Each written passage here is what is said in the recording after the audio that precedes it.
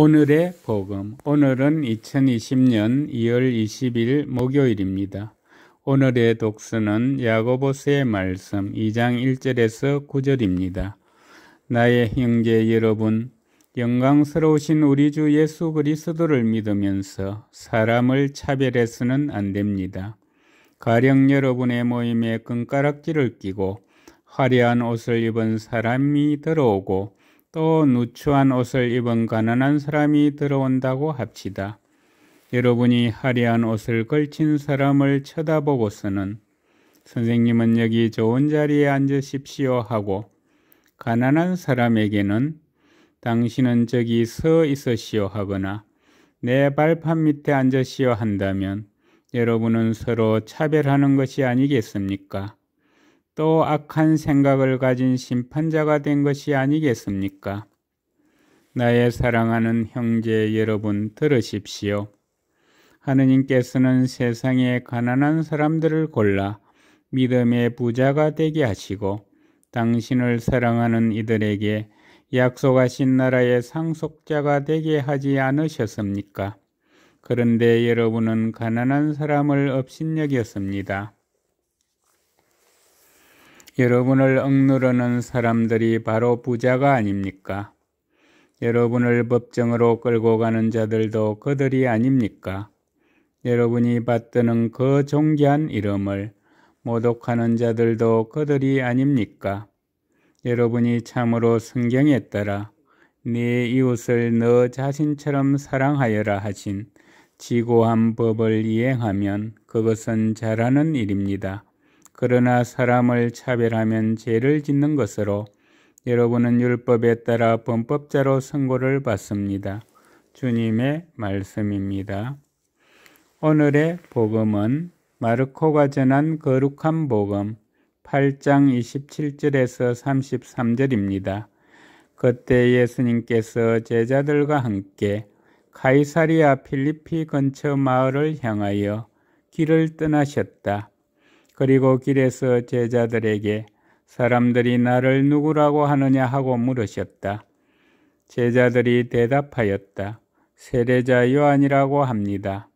그러나 어떤 이들은 엘리야라 하고 또 어떤 이들은 예언자 가운데 한 분이라고 합니다. 예수님께서 다시 그러면 너희는 나를 누구라고 하느냐 하고 물으시자 베드로가 스승님은 그리스도이십니다 하고 대답하였다. 그러자 예수님께서는 제자들에게 당신에 관하여 아무에게도 말하지 말라고 엄중히 이르셨다.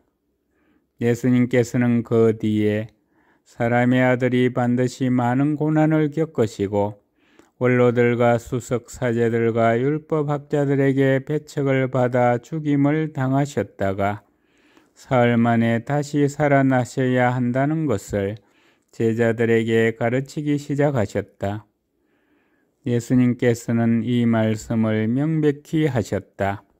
그러자 베드로가 예수님을 꼭 붙들고 반박하기 시작하였다.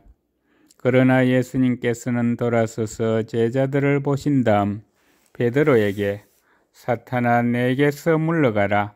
너는 하느님의 일은 생각하지 않고 사람의 일만 생각하는구나 하며 꾸짖으셨다.